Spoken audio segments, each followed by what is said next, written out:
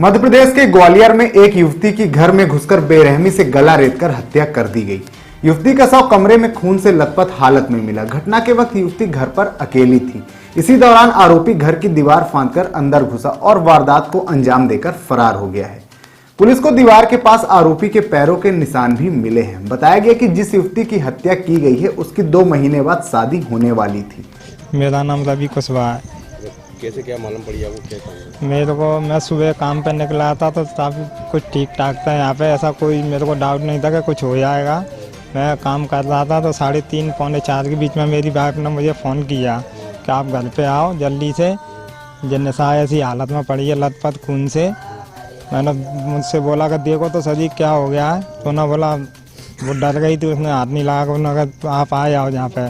मैंने माँ को भी फ़ोन लगाया तो मम्मी मुझसे पहले आ चुकी थी। उसके 10 मिनट बाद मैं घर पर पहुँचा काम छोड़ के सीधा, तो यहाँ पे आके देखा तो ऐसी स्थिति मिली हमको। कैसे क्या मारा? मारा सर आपके सामने तो सबूत है, खंडा मारा। उसके पहले मेरी वाइफ आंगनवाड़ी गई थी बच्चे को टीका वीका लगवाने, वो आंगनवाड़ी का टीका लगता है ना, तो बढ़िया छोड़ के गई थी। गेट वेट पिला था थोड़ा और वो बैठी हुई थी, लेटी थी। तो बस उससे उधर से लौटी है वो आधे पौन घंटे में, तो उसने आगे ऐसा देखा, तब भी नहीं देखा, ध्यान नहीं दिया उसने, तो उसने झाड़ू वाड़ू लगा ली। तो मेरी बच्ची कुछ चीज़ सामान के लिए मेरे को फ़ोन लगवाने के लिए अंदर गई, तो उसने बोला छोटी सी ने कि बुआ को कुछ हो गया मम्मी देख जल्दी आ गए। तो मेरी वाइफ ने देखा तो सीधी भागती हुई नीचे गई, मेरे को कॉल किया आप घर पे आ जाओ। इनकी शादी भी होने वाली है? हाँ 2 महीने बाकी है, 20 अप्रैल को शादी थी। कहाँ पे तय की गई है शादी? जौरा में। क्या लगता है आपको कौन ने मारा होगा? क्या अब लगता तो ऐसा ही है कि किसी ने हत्या ही की है, क्योंकि गला काटा है। ऐसे तो हमको कभी उम्मीद नहीं थी, हम तीनों बहन भाई में ऐसा कि कभी झगड़ा हो जाता तो ऐसी हरकतें कर रहे। जानकारी के मुताबिक गिरवई थाना क्षेत्र स्थित छोटे बाबा पहाड़ी पर रहने वाली 20 वर्षीय निशा कुशवाहा, जिसकी शादी महज 2 महीने बाद 20 अप्रैल को तय थी, उसे धारदार हथियार से गला रेतकर और फिर सिर पर पत्थर पटककर कुचलकर मौत के घाट उतार दिया गया।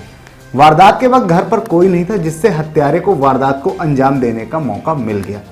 पुलिस को आशंका है कि हत्या के पीछे जेवर लूटने का मकसद हो सकता है, क्योंकि युवती के शरीर पर उसकी सगाई में मिले सोने के आभूषण गायब थे। घटना के वक्त निशा की मां काम करने के लिए घर से बाहर गई हुई थी और भाभी बच्चों को टीका लगवाने के लिए गई हुई थी। शाम को जब मां लौटी तो बेटी को रक्त रंजित शव कमरे में पड़ा मिला। पुलिस फिलहाल गहने लूटने के साथ साथ मामले में लॉ एंगल से भी जांच कर रही है। कौन सी जगह पे? हाँ, अभी 1-2 घंटे पहले पुलिस के पास सूचना आई थी, जिसमें थाना गिरवाई में सूचना पहुंची थी कि एक लड़की है निशा नाम की, उसके गले पर जो है कट का निशान है, जिससे उसकी मृत्यु हो गई है। उसके कान पर भी कट का निशान है। उसको लेकर के पुलिस यहाँ मौके पर पहुंची है और फॉरेंसिक टीम भी आ गई है। सारे एविडेंस कलेक्ट किए जा रहे हैं, इसमें जाँच चल रही है। जो भी संदिग्ध व्यक्ति हैं उनकी पहचान के लिए हम लोग प्रयास कर रहे हैं और इस एंगल पर भी काम कर रहे हैं कि हत्या है या सुसाइड है। 2 महीने बाद शादी होना थी, क्या?